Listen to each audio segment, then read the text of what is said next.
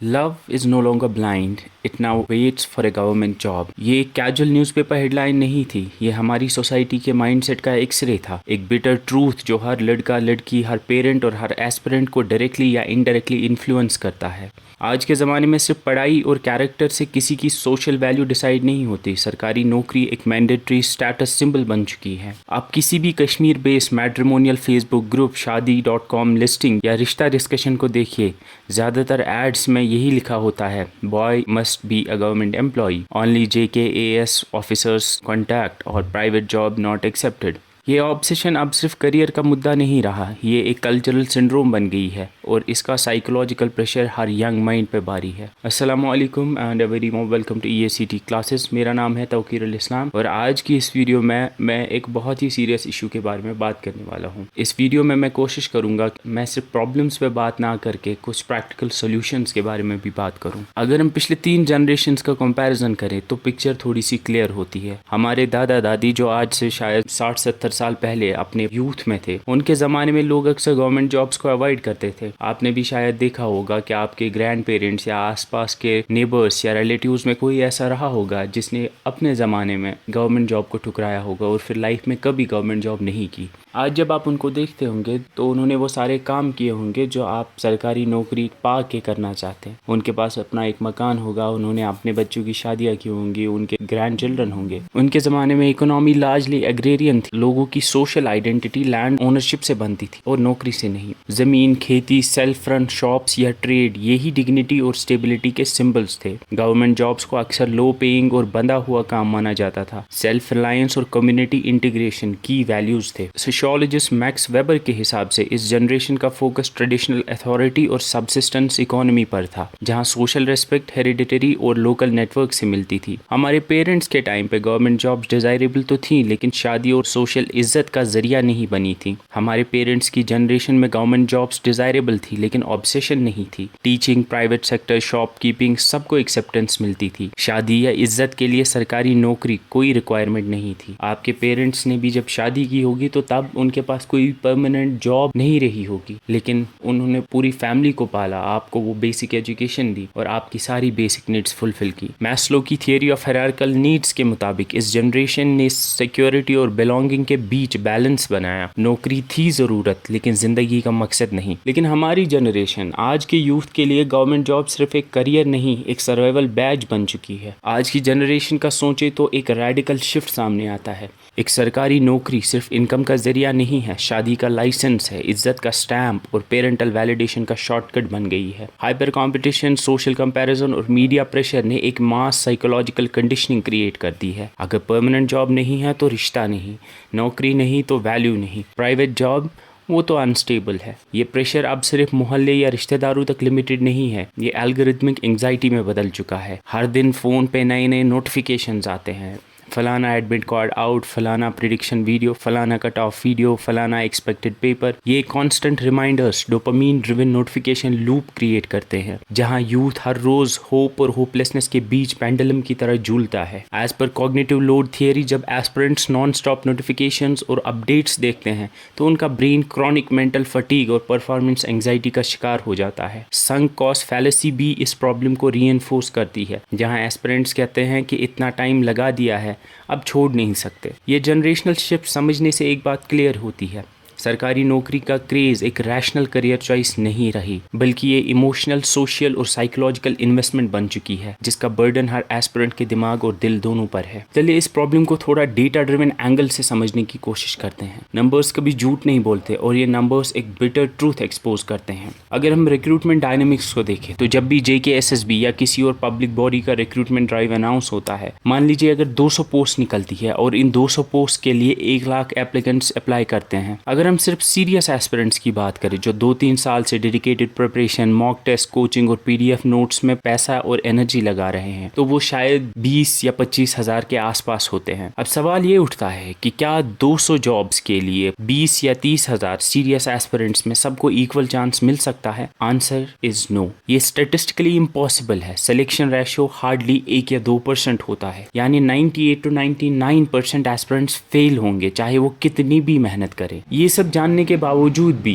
Aspirants prepare क्यों करते हैं? जब किसी को पता है कि उसके 1 या 2% चांसेस है एग्ज़ाम को क्वालिफाई करने के, तो फिर भी वो प्रिपरेशन क्यों करता है? इस फेनोमेना को बेस रेट नेगलेक्ट कहते हैं, जब लोग ओवरऑल सिलेक्शन प्रोबेबिलिटी की जगह रियर सक्सेस स्टोरीज पे फोकस करते हैं। एस्पिरेंट्स को ये रेशियोज पता होने के बावजूद भी वो रेस छोड़ते नहीं। इसके पीछे कुछ की साइकोलॉजिकल रीजंस हैं। 2 साल पढ़ाई कर ली, अब कैसे छोड़ दूँ? ऑलरेडी इन्वेस्टेड टाइम एनर्जी को जस्टिफाई करने के लिए लोग और ज़्यादा इन्वेस्ट करते हैं। इसे संक कॉस्ट फैलेसी कहते हैं। सेकंड, 1 या 2 सक्सेस स्टोरीज वायरल होती और ऐसा लगता है कि सब क्रैक कर रहे हैं, लेकिन रियलिटी सिलेक्शन रेशियो माइक्रोस्कोपिक होता है। और इस फेनोमेना को सोशल मीडिया पे आने वाली हर सक्सेस स्टोरी और भी बढ़ावा दे रही है। Third, social reinforcement loop. Family, friends, relative, WhatsApp groups कहते रहते हैं कि और एक अटेम्प्ट दे दो। इस चीज़ से एग्जिट बैरियर्स बंद हो जाते हैं और एस्पिरेंट इस प्रिपरेशन फेज को छोड़ने के लिए तैयार नहीं होता है। Fourth, winner take all competition. छोटी सी टॉप लिस्ट को सबसे ज़्यादा रिवॉर्ड मिलता है, salary, status, marriage, market premium, सब कुछ। बाकी सबको जीरो। ये स्ट्रक्चर खुद एक्सट्रीम कॉम्पिटिशन को ड्राइव करता है। Fifth and the last, expectancy value theory. अगर बंदा बिलीव करता है कि मुझे लगता है कि मैं कर सकता हूँ और रिवॉर्ड बहुत बड़ा है, तो वो डिसप्रोपोर्शनेट एफर्ट डालता है, चाहे बेस प्रोबेबिलिटी लो ही क्यों ना हो। इसके आउटकम्स क्या होते हैं? जब एस्पिरेंट रिपीटेडली अटेम्प्ट करता रहता है बिना स्ट्रक्चर्ड सेल्फ ऑडिट के, तब लॉन्ग टर्म डैमेज होता है। करियर स्टैग्नेशन की फॉर्म में, जहाँ 4-5 साल प्राइम एज के फ्रीज हो जाते हैं, कोई एक्सपीरियंस नहीं होता। स्किल डीके होता है, एकेडमिक रोट बिल्ड होता है, लेकिन मार्केट रेडी स्किल्स नहीं बढ़ते हैं। इमोशनल बर्नआउट होता है, क्रोनिक परफॉर्मेंस एंजाइटी होती है, कंपैरिजन स्ट्रेस बिल्ड होता है, मेंटल हेल्थ रिस्क्स बढ़ जाते हैं, depression, sleep cycle breakdown, exam sessions के करीब आते ही डीमोटिवेशन स्पाइक्स आते हैं। इस तरह के मेंटल इश्यूज बढ़ जाते हैं। आइडेंटिटी कोलैप्स और लॉस ऑफ सेल्फ वर्थ होता है। मैं फेल हो रहा हूँ, इसका मतलब मैं बेकार हूँ। जब आप इस ऑलरेडी लो प्रोबेबिलिटी सिस्टम में exam delays, result litigation, scams, paper leaks add करते हो, तो अनसर्टेनिटी, स्ट्रेस एक्सपोनेंशियली बढ़ता है। स्ट्रक्चर्ड टाइमलाइंस के बिना एस्पिरेंट का टेम्पोरल प्लानिंग ब्रेक हो जाता है और वो फ्लोटिंग ईयर्स में घुस जाता है। 2020 के बाद जब पूरी दुनिया लॉकडाउन में चली गई थी, उस वक्त कश्मीर में एक रेवोल्यूशन देखने को मिला ऑनलाइन एजुकेशन के अंदर। जब स्कूल्स बंद हुए, कोचिंग सेंटर्स क्लोज हुए और अनसर्टेनिटी बढ़ गई, तब स्टूडेंट्स और एस्पिरेंट्स ने ऑल्टरनेटिव ढूंढना शुरू किया और वहीं से शुरू हुआ डिजिटल पढ़ाई का दौर। पोस्ट कोविड कश्मीर में ऑनलाइन एजुकेशन का कॉन्सेप्ट पहली बार मास स्केल पे पॉपुलर हुआ। लोगों ने मोबाइल से पढ़ना सीखा, यूट्यूब पे कोचिंग लेना स्टार्ट किया और टेलीग्राम ग्रुप्स से स्टडी मटेरियल एक्सचेंज होने लगा। जितने भी पुराने फिजिकल कोचिंग सेंटर्स थे या नए ऑनलाइन प्लेटफॉर्म्स हमें यूट्यूब चैनल, जूम क्लासेस और रिकॉर्डेड कोर्सेज के जरिए डिजिटल प्रेजेंस बनाते हुए नजर आए। 2020 से हमने हज़ारों नए Telegram study channels, JKSSB focus YouTube channels और ऑनलाइन मॉक टेस्ट प्रोवाइड करने वाले नए प्लेटफॉर्म को उभरते हुए देखा। शुरुआत में ये एक पॉजिटिव शिफ्ट था। इससे एक्सेसिबिलिटी बढ़ी, कोचिंग अफोर्डेबल हुई और स्टूडेंट्स को गाइडेंस मिली, जो पहले सिर्फ स्टीज तक ही लिमिटेड था। लेकिन जैसे जैसे प्लेटफॉर्म्स बढ़ते गए, वैसे वैसे कंटेंट ओवरलोड होने लगा। हर दूसरा बंदा GK teacher, current affair analyst या PDF प्रोवाइडर बन गया। एक मॉक टेस्ट प्रोवाइड करते ही नए 5 और लिंक्स आ जाते थे। इसका रिजल्ट ये हुआ कि एस्पिरेंट्स एक 24/7 कॉम्पिटिटिव साइकिल में घुस गए, जहां हर वक्त लगता है कि मैं पीछे रह गया हूं। अगर कोई और 3 क्लासेस दे रहा है, मैं सिर्फ 2 दे रहा हूं। अगर उसके पास प्रीमियम नोट्स है तो मेरे पास प्रीमियम नोट्स नहीं है। एडटेक ने गाइडेंस तो दी, लेकिन साथ ले आया हाइपर कॉम्पिटिशन और उसके साथ आया कंपैरिजन, सेल्फ डाउट और एंग्जाइटी। जिस दौर में एम्प्लॉयमेंट के मौके कम हो रहे हैं, उसी दौर में एस्पिरेंट्स की क्वांटिटी और सीरियसनेस दोनों बढ़ गई है। पहले 500 एस्पिरेंट्स सीरियस होते थे, अब 40-50 हज़ार एस्पिरेंट्स सीरियस हो रहे हैं। हर एस्पिरेंट 8-10 घंटे पढ़ रहा है, मॉक टेस्ट दे रहा है, PDF कलेक्ट कर रहा है, यूट्यूब पे हर चैनल का नोटिफिकेशन ऑन किया हुआ है, लेकिन जॉब पोस्ट उतनी ही कम है और हर साल डिलेज बढ़ते जा रहे हैं। ये इम्बैलेंस एस्पिरेंट्स को मेंटली एग्जॉस्ट कर रहा है। ये तो हो गई प्रॉब्लम्स की बात, लेकिन इसका सोल्यूशन क्या है? अगर हम इस प्रॉब्लम के सोल्यूशन की बात करें तो इसका सोल्यूशन 3 लेवल पर है। एक है इंडिविजुअल लेवल पे, दूसरा है सोसाइटी लेवल पे और तीसरा है सिस्टम या एडमिनिस्ट्रेटिव या गवर्नमेंट लेवल पर। पहले हम इंडिविजुअल लेवल के सोल्यूशंस की बात करते हैं। इस पॉइंट तक हमने समझा कि सिस्टम और सोसाइटी दोनों में प्रॉब्लम्स हैं, लेकिन इसका ये मतलब नहीं है कि हम हेल्पलेस हैं। अगर सिस्टम स्लो है तो इंडिविजुअल लेवल पे भी डिसीजन मेकिंग और ज़्यादा इंपॉर्टेंट हो जाती है। इंडिविजुअल लेवल पे सबसे ज़रूरी और सबसे इम्पॉर्टेंट काम जो आपको करना है वो सेल्फ असेसमेंट है। सबसे पहला स्टेप है खुद से ईमानदारी से पूछना, क्या मेरी परफॉर्मेंस इम्प्रूव हो रही है या मैं बस टाइम पास कर रहा हूँ। सिर्फ ये कहना कि मैं मेहनत कर रहा हूँ काफ़ी नहीं है।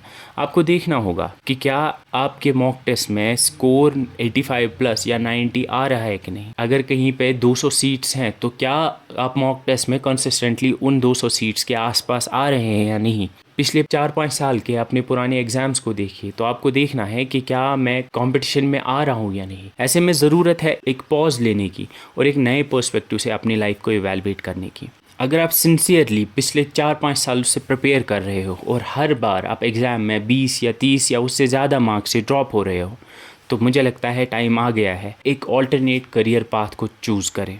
इसके मल्टीपल रीजंस हो सकते हैं, या तो आप शायद बर्न आउट हो चुके हैं या आपका प्रिपरेशन मॉडल ही गलत है या फिर शायद आप सरकारी नौकरी के लिए बने ही नहीं हैं। अगर आपको लगता है कि अब एग्ज़ाम क्रैक करना रियलिस्टिक नहीं है तो कोई बात नहीं, दुनिया के 90% लोग कॉम्पिटिटिव एग्जाम से नहीं ऑल्टरनेट करियर्स से सक्सेसफुल होते हैं। अगर आप इस कैटेगरी में फॉल करते हैं और आपने डिसाइड कर लिया कि अब मुझे एक full time alternative career path choose करना है तो आपके पास दो ऑप्शंस हैं, या तो आप एक एम्प्लॉई बने या फिर एक एंटरप्रेन्योर। अब बात करते हैं उनके लिए जो एक एम्प्लॉई बनना चाहते हैं, बिकॉज ज़रूरी नहीं है कि हर कोई एंटरप्रेन्योर या बिजनेसमैन बने, क्योंकि हर किसी के अंदर वो बिजनेस करने की वो चाह नहीं होती है। बहुत सारे ऐसे भी लोग होते हैं जो एक सिंपल सीधी 9 to 5 जॉब करके भी खुश रहते हैं। अगर आपका एक ऐसा माइंडसेट है तो आपके पास दो ऑप्शंस हैं।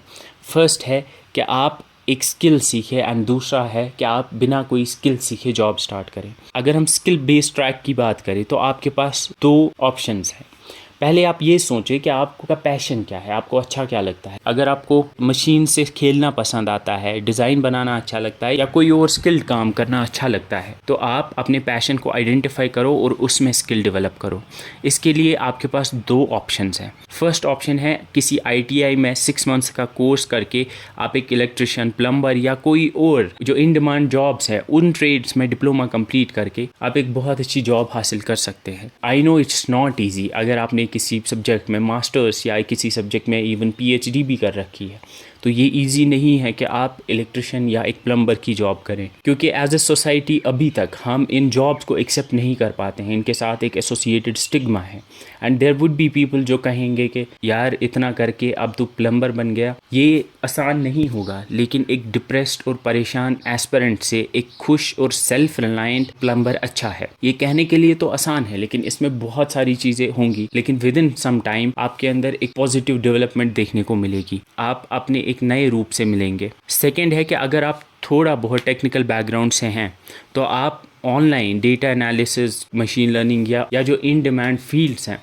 उनमें कोर्सेज कर सकते हैं और उन कोर्सेज, सर्टिफिकेशन कोर्सेज की बेसिस पे आप अपने फ्रेंड्स जो ऑलरेडी बैंगलोर या कहीं और जॉब कर रहे हैं उनके साथ कनेक्ट करके या फिर लिंक्डइन या बाकी प्लेटफॉर्म्स के थ्रू वर्क फ्रॉम होम या इवन बाहर स्टेट्स में जाकर एक बहुत ही अच्छी जॉब कर सकते हैं।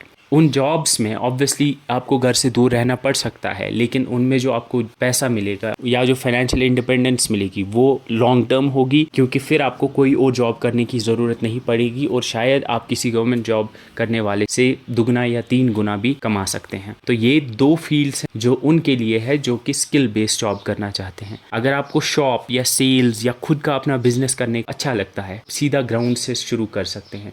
आप एक ऐसी जॉब को चुनिए जिसमें आप स्टैग्नेंट ना रहें। जो अपने आसपास देखिए, आपके आसपास के stores, kirana shops, bakeries, clothing या फुटवेयर आउटलेट्स में आप एक सेल्समैन की जॉब कर सकते हैं। लेकिन उस जॉब को करने का मकसद ये है कि आप वहाँ पे 5 महीने या 1 साल रह के वो काम सीखेंगे और फिर उसके बाद अपना काम स्टार्ट करेंगे। यहाँ पे एक बहुत इंपॉर्टेंट बात ये है कि ऐसा काम बिल्कुल नहीं करना है जो स्टैग्नेंट हो, जिसमें 10 साल काम करके भी आपके पास कोई स्किल ना हो, आपके पास कोई ऐसी चीज़ ना हो जो आपको ग्रो करने में हेल्प करे। पहले इन जॉब्स में अगर आपको कम पैसे मिलेंगे, लेकिन एटलीस्ट उसके बाद आप अपना शायद कोई बिज़नेस स्टार्ट कर सकते हैं जिसमें फिर ग्रोथ अनलिमिटेड है। इसमें भी ऐसी जॉब को चुनें जो आपका पैशन हो, क्योंकि जो चीज़ आपकी पैशन होगी उसमें अगर रात दिन भी मेहनत करोगे तो वो मेहनत आपको मेहनत नहीं लगेगी, रादर आप वो एंजॉय करोगे और इन्जॉय करते करते आप ग्रो करोगे। ज़िंदगी भर किसी ऐसे काम में मत फंसो जहाँ सिर्फ सैलरी हो और सेटिस्फैक्शन नहीं। जिस काम में मज़ा आए वही काम लंबे वक्त तक आप निभा सकते हो। चाहे आपको कोड करना पसंद है या बेकरी बनाना पसंद है, जो भी आपका शौक़ है उसे करियर में बदलने का ये बेस्ट मौका है। नेक्स्ट, अगर आपके पास पैसा है, आपके पास कैपिटल है, तो आप डायरेक्टली एक एंटरप्रेन्योरियल जर्नी स्टार्ट कर सकते हैं। अगर आपके पास थोड़ा सा भी कैपिटल है या किसी चीज़ का असली जुनून है, तो छोटा सा बिजनेस शुरू करना सिर्फ एक ऑप्शन नहीं बल्कि एक पावरफुल डिसीजन हो सकता है। हम कश्मीर में देखते हैं कि सब कुछ इंपोर्ट होता है, मोबाइल कवर से लेके एप्पल जूस तक। ये हमारे लिए एक अनफॉर्चुनेट बात है कि हम एप्पल्स तो प्रोड्यूस करते हैं लेकिन एप्पल जूस हम बाहर की स्टेट से इंपोर्ट करते हैं। यहाँ की ज़रूरतें यहीं पे पूरी नहीं होती हैं।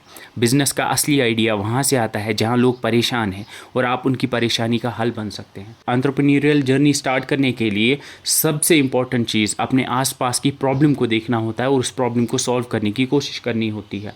एंड इसमें भी सबसे ज़रूरी बात है कि आप उसी फील्ड में जाएं जो आपका पैशन हो। ऐसा ना हो कि आपके लिए वो एंटरप्रेन्योरियल जर्नी एक बोझ बन जाए, वो भी वही स्ट्रेस और एंग्जाइटी लेकर आपके सामने आ जाए। अगर आपके पास कैपिटल नहीं भी है तो गवर्नमेंट्स की बहुत सारी schemes like prime ministers employment generation programme, mission youth, JNK startup policy जो आपको ग्रांट्स, इंक्यूबेशन और मेंटरशिप प्रोवाइड करते हैं। आप लोन के लिए अप्लाई कर सकते हैं, आपको सब्सिडी के साथ साथ ट्रेनिंग भी मिल सकती है और आइडियाज़ को प्रॉपर बिजनेस प्लान में बदला जा सकता है। एंटरप्रेन्योरियल जर्नी स्टार्ट करने के लिए आप थोड़ा आउट ऑफ बॉक्स भी सोच सकते हैं। यहाँ पे हम देखते हैं कि हम एक हर्ड मेंटालिटी के साथ आगे बढ़ते हैं।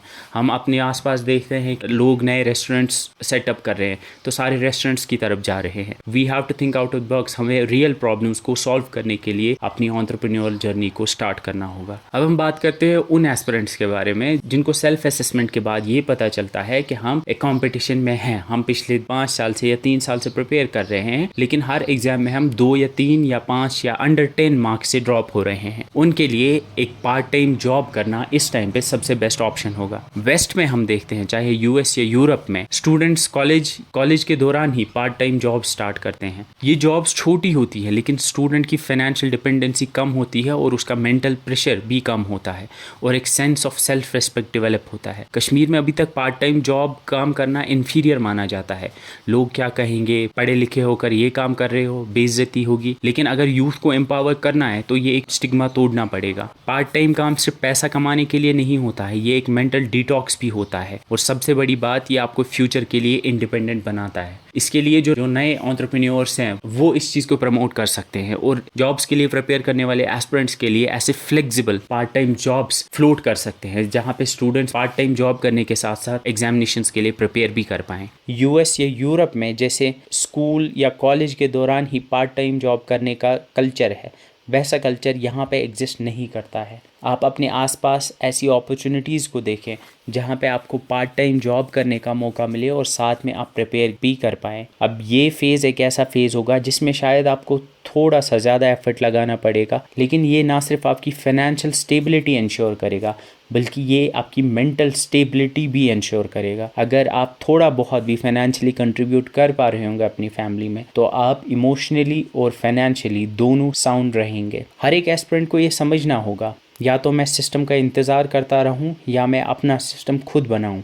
Self assessment, realistic career path choose करना, पार्ट टाइम जॉब कल्चर को अपनाना, ये 3 टूल्स आपको विशियस साइकिल से बाहर निकालने में मदद कर सकते हैं। जब एक पूरी जनरेशन सिर्फ एक जॉब के पीछे पागल हो जाए तो समझ लीजिए कि ये सिर्फ इंडिविजुअल का नहीं, पूरी सोसाइटी का इशू बन चुका है। इस पार्ट में हम ये समझेंगे कि ये ऑब्सेशन आखिर आई कहाँ से और सोसाइटी के लेवल पे क्या बदलाव लाना ज़रूरी है। सबसे पहला सवाल जो हर किसी को खुद से पूछना चाहिए, क्या सरकारी नौकरी वाकई सिर्फ एक करियर चॉइस है या एक सोसाइटल ऑब्सेशन बन चुकी है? इसका जवाब आपको मिलता है सोशल मीडिया पर। जब भी कोई IAS, JKAS, पुलिस या कोई और JKSSB या JKPSC की पोस्ट क्रैक करता है तो उसे हीरो बनाया जाता है, एक स्टेटस सिंबल क्रिएट होता है। देखो, इसने सरकारी नौकरी ली, अब लाइफ सेट है। ये ऑब्सेशन सिर्फ इरेशनल नहीं, ये एक डीप रूटेड कल्चरल प्रोग्रामिंग बन चुकी है। अगर हमें यूथ को इस रेस से बाहर निकालना है तो ये काम सिर्फ कोचिंग सेंटर या पॉलिसी से नहीं होगा, समाज के अंदर कुछ फंडामेंटल शिफ्ट्स लाने होंगे। हर सक्सेस स्टोरी सिर्फ आईएएस, जेकेएसएसबी या बैंक पीओ तक लिमिटेड क्यों है? क्या एक फ्रीलांसर जो महीने में 50,000, 2 लाख या 4 लाख कमा रहा है, उसकी स्टोरी वायरल क्यों नहीं होती? एक यूट्यूबर या सॉफ्टवेयर डेवलपर की मेहनत को समाज में इज्जत क्यों नहीं मिलती है? आजकल के so called social media journalist ने ऐसे कितने ऑल्टरनेट करियर पाथ्स चूज करने वाले लोगों को कवर किया है? आपने कितनी स्टोरीज सोशल मीडिया पे देखी हैं जहां पे कोई किसी सॉफ्टवेयर डेवलपर, एंटरप्रेन्योर या लोकल बिजनेस स्टार्ट करने वाले और उसमें अच्छा करने वाले इंसान को कवर किया हो? हम आए दिन जो भी सक्सेस स्टोरीज देखते हैं वो किसी जेकेएसएसबी, जेकेपीएससी, यूपीएससी या किसी सेंट्रल या स्टेट गवर्नमेंट के एग्जाम में क्वालिफाई करने वाले कैंडिडेट की ही क्यों होती है? जब तक सोसाइटी हर ऑल्टरनेट सक्सेस को एक्सेप्ट नहीं करेगी, तब तक ये टॉक्सिक ग्लोरिफिकेशन ख़त्म नहीं होगा। Second, destigmatize blue collar jobs. India में ब्लू कॉलर का मतलब कम इज्जत वाले काम होते हैं, लेकिन जर्मनी में उन्हें अदर कॉलर बोला जाता है, यानी with equal social respect. Germany में प्लम्बर, इलेक्ट्रिशियन, बेकर, ड्राइवर सब के लिए फॉर्मल ट्रेनिंग और सर्टिफिकेशन होता है। इनकम भी डिसेंट होती है और सबसे बड़ी बात, डिग्निटी ऑफ लेबर होती है। इंडिया में ड्राइवर, कारपेंटर या मैकेनिक बनने में शर्म महसूस होती है, लेकिन यूरोप में इन्हीं लोगों को स्किल्ड प्रोफेशनल्स माना जाता है। ये स्टिग्मा हमें तोड़ना पड़ेगा। Normalise entrepreneurship, freelancing and part time work. अगर एक लड़का ग्राफिक डिज़ाइनिंग या वीडियो एडिटिंग से 30,000 रुपये या 40,000 रुपये कमा रहा है, तो उसे भी उतनी ही इज्जत मिलनी चाहिए जो एक क्लास 4 या लेवल 2 के गवर्नमेंट एम्प्लॉय को मिल रही है। फ्रीलांसिंग या छोटी बिजनेस वेंचर्स को टाइम पास या टेम्परेरी कहना बंद करना होगा और इन्हें भी एक लॉन्ग टर्म करियर ऑप्शन की तरह देखना होगा। इंडिविजुअल लेवल पे हमें इन स्किल्ड लेबरर्स को, जैसे कारपेंटर्स, इलेक्ट्रिशियंस और प्लम्बर्स को, वो रेस्पेक्ट देनी होगी। हमारी बातों में वो रेस्पेक्ट रिफ्लेक्ट होना चाहिए जो रेस्पेक्ट हमें किसी गवर्नमेंट एम्प्लॉय के लिए होती है। सरकारी नौकरी खुद में बुरी चीज़ नहीं है, लेकिन जब पूरा समाज सिर्फ एक रास्ते को इज्जत वाला माने तो दूसरे रास्ते नेचुरली डिसग्रेसफुल लगते हैं। हमें मल्टीपल सक्सेस मॉडल्स को एक्सेप्ट करना होगा, तभी हम अपने यूथ को अनरियलिस्टिक प्रेशर और डिप्रेशन से बचा सकते हैं। ये एक ऐसी चेंज है जो शायद कुछ दिनों में या कुछ महीनों में नहीं आ सकती, जिसको बदलने में शायद साल लग सकते हैं, लेकिन कभी तो हमें शुरुआत करनी है और शुरुआत शायद हमें इसकी इंडिविजुअल लेवल पे करनी होगी, सिस्टम या एडमिनिस्ट्रेशन लेवल पे। अब तक हमने इंडिविजुअल्स और समाज की लेवल पे काफ़ी कुछ डिस्कस किया, लेकिन अगर सिस्टम खुद डिसफंक्शनल हो तो सिर्फ अवेयरनेस और माइंडसेट से कुछ नहीं बदलेगा। इस सेक्शन में हम बात करेंगे सिस्टम के अंदर क्या स्ट्रक्चरल इश्यूज़ हैं, दुनिया के इफ़ेक्टिव मॉडल्स क्या हैं और जम्मू कश्मीर के लिए रियलिस्टिक इम्प्लीमेंटेबल सॉल्यूशंस क्या हो सकते हैं। सबसे पहला इशू, स्पीड और एफिशिएंसी का टोटल कोलैप्स। जेकेएसएसबी और पीएससी जैसी बॉडीज़ में एग्ज़ाम होने के बाद रिज़ल्ट आता है 1.5 से 2 साल बाद, जॉइनिंग लेटर मिलता है कभी कभी 3 से 4 साल बाद, बीच में री एग्ज़ाम्स होते हैं, paper leaks, court stage, youth mentally exhaust हो जाता है। ये डीले सिर्फ टाइम का नहीं है, ये एस्पिरेशन का बर्न आउट है। दूसरा issue, skill job mismatch. College theoretical knowledge देते हैं, जॉब मार्केट को चाहिए skills, communication, digital literacy, customer handling. Result, youth के पास डिग्री है लेकिन जॉब के लिए स्किल्स नहीं है। तीसरा मेजर फ्लॉ, पब्लिक सेक्टर पर ओवर डिपेंडेंस। हर 10 साल में 8 स्टूडेंट्स का करियर प्लान गवर्नमेंट जॉब या फिर कुछ भी नहीं, लेकिन पब्लिक सेक्टर की कैपेसिटी लिमिटेड है और ये रियलिटी कोई ओपनली नहीं मानता। इंटरनेशनल मॉडल्स जो काम करते हैं। अगर हमें सीरियस रिफॉर्म्स चाहिए तो हमें सिर्फ लोकल नहीं, ग्लोबल एग्जाम्पल्स को समझना पड़ेगा। 1960s में साउथ कोरिया भी अंडर डेवलप्ड था, लेकिन उन्होंने वोकेशनल ट्रेनिंग को मेन स्ट्रीम बनाया, स्टार्टअप इकोसिस्टम को गवर्नमेंट बैक्ड फंडिंग से बिल्ड किया, पब्लिक प्राइवेट पार्टनरशिप के ज़रिए स्टूडेंट्स को ऑन द जॉब ट्रेनिंग देना शुरू किया। रिजल्ट, आज साउथ कोरिया दुनिया के टॉप 10 इकोनॉमीज़ में है with highly skilled youth and low unemployment. Germany school के साथ साथ बच्चों को इंडस्ट्री बेस्ड ट्रेनिंग दी जाती है, आईटीआई और वोकेशनल स्ट्रीम्स को इक्वल रेस्पेक्ट मिलती है। ब्लू कॉलर यानी हाथों से काम करने वाले लोगों को भी full time benefits plus job security मिलती है। जर्मनी में प्लम्बर या इलेक्ट्रिशियन भी रेस्पेक्टेड प्रोफेशनल होता है, ना केवल एक कामगार। Finland and Estonia, digital first thinking. In countries ने बचपन से ही स्टूडेंट्स को टेक से भी बनाया। गवर्नमेंट ने हर सेक्टर को डिजिटाइज़ किया, एजुकेशन, गवर्नेंस, हेल्थ केयर और बाकी सेक्टर्स को भी। इससे एक डिजिटल जॉब इकोसिस्टम डेवलप हुआ जहां पार्ट टाइम, फ्रीलांस और रिमोट जॉब्स मिलते हैं। अब सवाल ये है कि जम्मू एंड कश्मीर जैसे रीजन के लिए क्या रियलिस्टिकली पॉसिबल है। चलिए कुछ एक्शनेबल और कॉस्ट इफेक्टिव आइडियाज़ को देखते हैं। हर रिक्रूटमेंट बॉडी के लिए फिक्स्ड एनुअल कैलेंडर होना चाहिए like UPSC. Result declaration deadline होनी चाहिए, for example maximum 60 days. Online tracking system होना चाहिए जहां एस्पिरेंट्स अपना स्टेटस देख सके, फाइल कहाँ पे है, किस फेज में है। इससे सिस्टम के अंदर ट्रस्ट रीबिल्ड होगा। जर्मनी के मॉडल की तरह 6 महीने क्लासरूम और 6 महीने लोकल बिजनेसेस, ऑफिसेज, इंडस्ट्रीज़ में इंटर्नशिप होनी चाहिए। गवर्नमेंट हर स्टूडेंट को 3 से 5 हज़ार मंथली स्टाइपेंड दे देनी चाहिए। इससे स्टूडेंट्स का रियल वर्ल्ड एक्सपीरियंस भी बढ़ेगा और फाइनेंशियल स्ट्रेस भी कम होगा। इंडस्ट्रियल जोन्स के आसपास स्टार्टअप जोन्स क्रिएट होने चाहिए। 50,000 से लेकर 2 लाख तक के माइक्रो लोन्स बिना ज़्यादा पेपर वर्क के लोग को मिलने चाहिए। ITI ग्रेजुएट्स को लोकल इंडस्ट्रीज से डायरेक्टली प्रोजेक्ट बेस्ड टाइप्स में लगाया जाना चाहिए। अगर JNK को लॉन्ग टर्म अनएम्प्लॉयमेंट क्राइसिस से निकालना है तो हमें साउथ एशिया के पुराने मॉडल्स नहीं बल्कि यूरोप और ईस्ट एशिया के टेस्टेड सिस्टम्स को अडॉप्ट करना पड़ेगा। इसका मतलब है planning plus transparency plus skill training और डिजिटल जॉब्स। ये सब फीजिबल है अगर इंटेंशन क्लियर हो। ये सिर्फ बेरोज़गारी का क्राइसिस नहीं है, ये एक विजन का क्राइसिस है। एक ऐसी जनरेशन जो कंफ्यूज्ड है कि सक्सेस का मतलब सिर्फ सरकारी नौकरी है और अगर वो नहीं मिली तो ज़िंदगी बेकार है। लेकिन अगर हम सच में इस साइकिल से निकलना चाहते हैं तो हमें 3 काम करने पड़ेंगे। सोच को रैशनल बनाना पड़ेगा, बोल्ड डिसीजंस लेने पड़ेंगे और सक्सेस की डेफिनेशन को बदलना पड़ेगा। ये वीडियो उन लोगों के साथ ज़रूर शेयर कीजिए जो कॉम्पिटिटिव एग्ज़ाम्स के चक्कर में हैं, जो डिप्रेशन और डीले से गुजर रहे हैं, और उन पेरेंट्स के साथ भी जो सिर्फ जॉब के पीछे अपने बच्चों का सेल्फ वर्थ नाप रहे हैं।